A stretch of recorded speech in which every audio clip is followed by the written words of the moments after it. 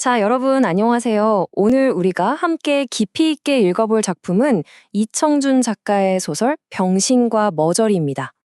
자, 본격적으로 작품을 살펴보기 전에 이 제목부터 한번 볼까요?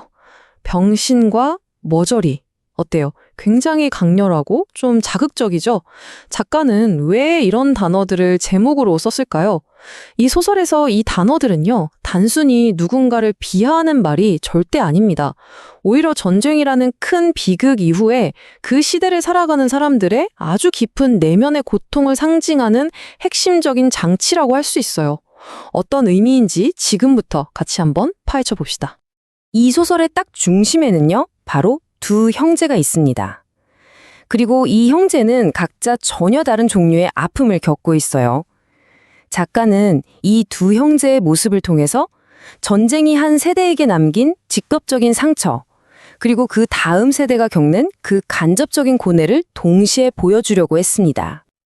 자, 이 표를 한번 보세요. 두 인물의 차이가 한눈에 딱 들어오죠? 형은 6.25 전쟁을 직접 겪은 세대예요. 그래서 상처가 어때요? 전쟁이라는 뚜렷한 경험에서 온 구체적인 상처를 가지고 있어요. 반면에 화가인 동생은 전쟁을 겪지 않은 세대죠.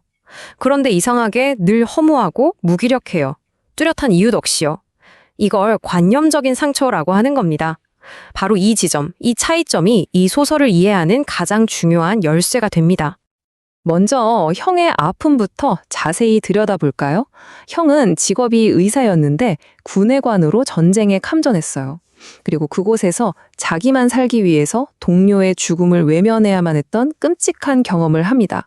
바로 이 기억, 이 엄청난 죄책감이 형을 끊임없이 괴롭히는 구체적 상처의 정체인 거예요. 원인이 너무나 명확하죠. 그래서 형은 어떻게든 글이라도 써서 이 상처랑 한번 정면으로 맞서보려고 하는 겁니다. 자, 그런데 화가인 동생은 완전히 달라요. 그는 전쟁을 직접 겪지 않았거든요. 그래서 그런지 자기가 왜 이렇게 괴로운지 그 이유조차 몰라요. 뚜렷한 원인 없이 그냥 삶이 공허하고 아무것도 하기 싫고 무기력하게만 느껴지는 거죠. 이게 바로 관념적 상처입니다. 작가는 이렇게 자기 아픔의 실체조차 파악하지 못하고 방황하는 동생을 머저리라고 부르면서 전쟁 이후 세대가 겪었던 그 막연한 고통을 그리고 있는 거예요. 자, 근데 이 소설이 그냥 형하고 동생 이야기만 쭉 나오는 게 아니에요. 아주 독특한 구조를 가지고 있거든요. 이게 또 이 소설의 아주 큰 특징 중 하나인데 함께 따라와 볼까요? 이 소설은 아주 독특한 구조, 바로 액자식 구성을 가지고 있습니다. 이름 그대로예요. 우리가 그림을 액자에 넣잖아요. 그것처럼 하나의 큰 이야기, 즉 액자 안에 또 다른 이야기인 그림이 쏙 들어가 있는 구조를 말해요. 현재 이야기 속에 과거 이야기가 삽입된 형태인 거죠. 자, 그럼 이 소설에서 뭐가 액자고 뭐가 그림일까요? 바깥의 큰 액자, 이걸 외부 이야기라고 하는데 이게 바로 지금 1960년대의 현실 속에서 형과 동생이 겪는 갈등을 다룹니다.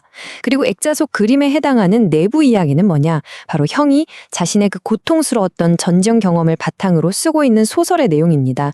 형의 과거 상처가 소설이라는 형태로 현재 이야기 속에 딱 들어와 있는 거죠. 형이 쓰는 소설, 즉 내부 이야기에는 3명의 주요 인물이 나옵니다. 먼저 전쟁의 비극을 목격하는 군의관, 나. 이건 당연히 형 자신을 투영한 인물이겠죠. 그리고 오직 자기 생존을 위해서 동료를 버리는 아주 비정한 인물, 오관모. 마지막으로 부상을 당해서 쓸모없다는 이유만으로 버려지는 나약한 존재, 김일병이 있습니다. 형은 이 인물들의 관계를 통해 전쟁이 인간성을 어떻게 파괴하는지를 아주 생생하게 고발하는 겁니다. 형은 바로 이 소설을 쓰면서 자신의 상처를 치유하려고 시도합니다. 과거의 그 끔찍했던 아픔을 글로 풀어내면서 극복하려는 것이죠. 자, 여기서 중요한 질문이 나옵니다. 과연 예술, 이 소설 쓰기가 정말로 상처를 치유하는 힘이 있을까요? 현실에서 형은 오감모의 비정한 행동을 그저 무기력하게 지켜볼 수밖에 없었잖아요. 하지만 자신이 쓰는 소설 속에서는 다르게 행동합니다. 직접 총을 들어서 비정한 오감모를 처단하고 심판하죠. 이건 일종의 문학적인 복수라고 할 수 있어요. 이렇게 허구의 세계에서나마 과거의 죄책감을 씻고 정의를 실현하면서 스스로를 치유하려고 했던 겁니다.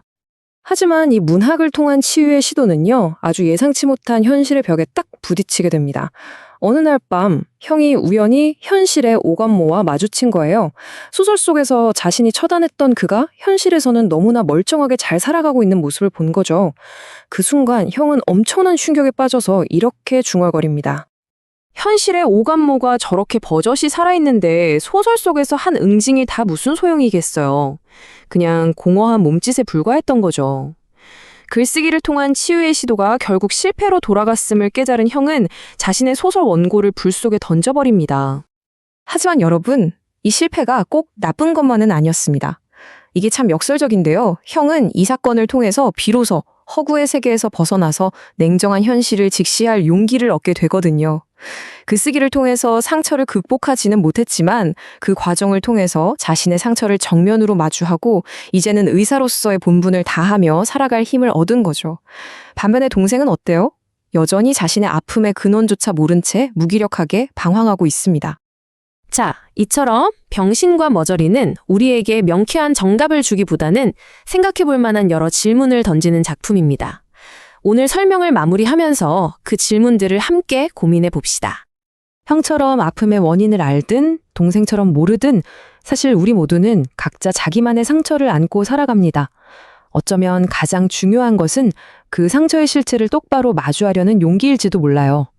나의 아픔은 어디에서 시작되었을까요? 이 소설 속 두 형제는 세상 가장 가까운 사이인데도 불구하고 서로의 상처를 전혀 이해하지 못합니다. 여기서 두 번째 질문을 던져볼 수 있겠죠. 우리는 다른 사람의 아픔을 과연 얼마나 이해하고 공감할 수 있을까요? 원인이 분명한 형의 고통과 원인조차 알 수 없는 동생의 막연한 고통. 과연 우리가 어느 한쪽이 더 크거나 아프다고 섣불리 판단할 수 있을까요? 마지막 질문입니다. 형의 글쓰기를 통한 치유는 결국 실패로 돌아간 것처럼 보입니다. 하지만 자신의 상처를 어떻게든 마주하고 표현하려고 애썼던 그 과정 자체가 과연 무의미했을까요? 이 작품은 우리에게 묻습니다. 이 냉혹한 현실의 벽 앞에서 예술과 창작 행위는 어떤 의미를 가질 수 있을까요? 이 질문에 대한 답을 각자 고민해 보면서 오늘 설명은 여기서 마치겠습니다. 감사합니다.